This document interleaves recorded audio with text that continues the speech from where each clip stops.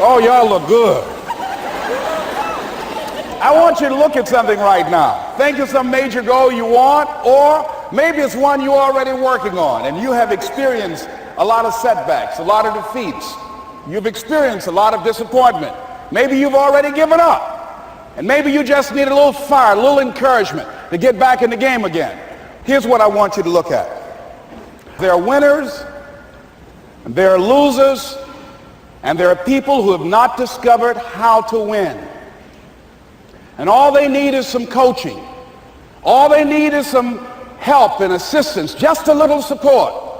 All they need is some insight or a different strategy, a plan of action to make some adjustments that will open up the key to a whole new future for them, that will give them access to the unlimited power that they have within themselves. That's all that they need.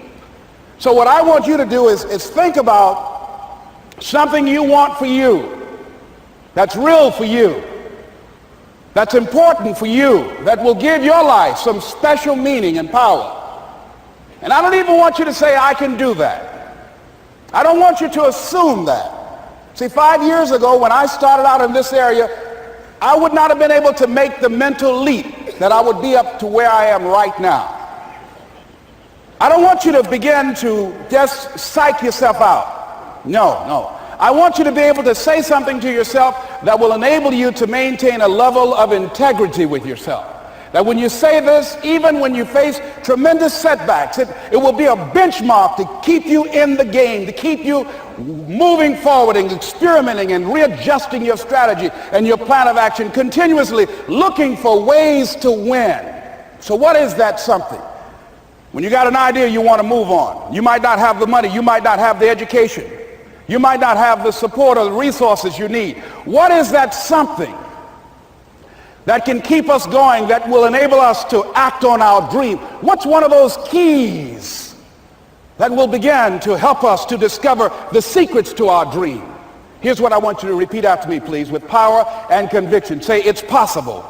It's possible. That's all I want you to do when you look at your dream. Just say to yourself every day, it's possible.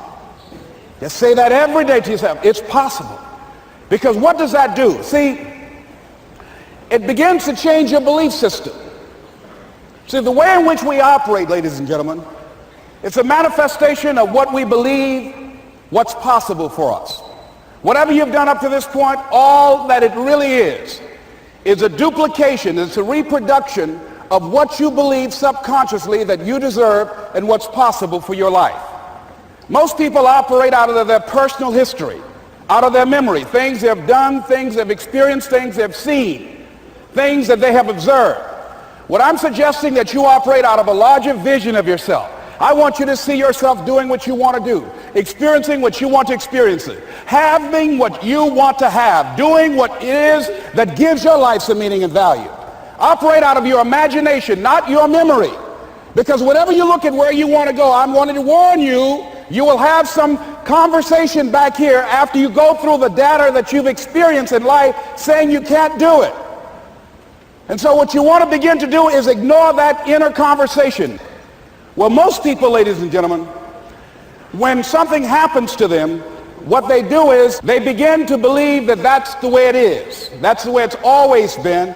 And they can't see the possibility of it being any different. Example, before April 1954, the common belief, the universal belief, because it had been tried again and again and again and people had failed, the belief was that man was not physically capable of breaking the 4-minute barrier, that he could not run a mile in less than 4 minutes. That was the belief on the planet. It had never been done. But here's what happened, ladies and gentlemen. Roger Bannister came along, and he broke the 4-minute barrier. Now here's what's significant about that. Since that time, up to this day, over 20,000 people have done it, including high school kids.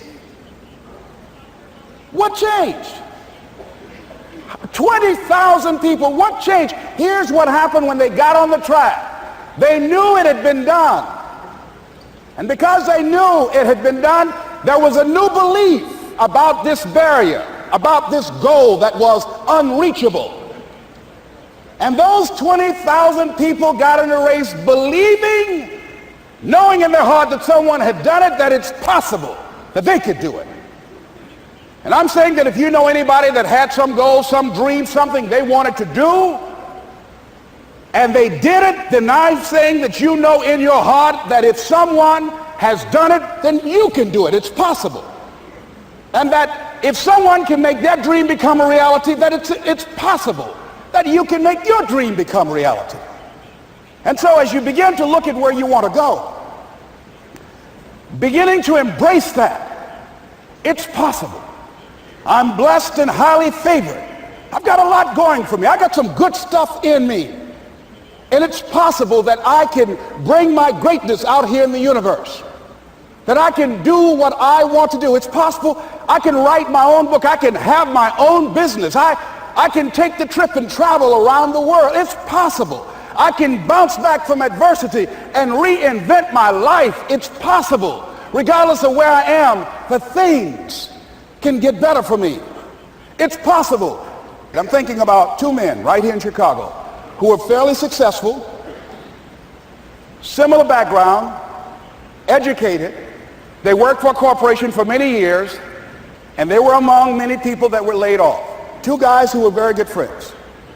One went out looking for a job for several weeks along with the other one, and they faced disappointment and rejection again and again and again. They couldn't find any work, which is the story of many people across this country. One guy stopped. He became discouraged. He stopped going. He stayed home looking at television, became very argumentative and toxic with his wife, drinking beer, getting on the phone, talking to his other negative, unemployed friends. And he just gave up. The other guy kept looking for a job everywhere he could go. Every time he could get an opportunity, kept asking people, networking, checking the newspapers every day. Kept going everywhere he could, trying to find a job. You have too much education. You're overqualified. You won't be here long enough. He kept going. He kept going. He went to a place and said, look here, I tell you what, if you can't hire me, and I know you can use my talents, abilities, and skills, I don't want to sit home and do nothing. Just let me do some volunteer work. You don't have to give me anything, all right? I just want to work. I want to be busy.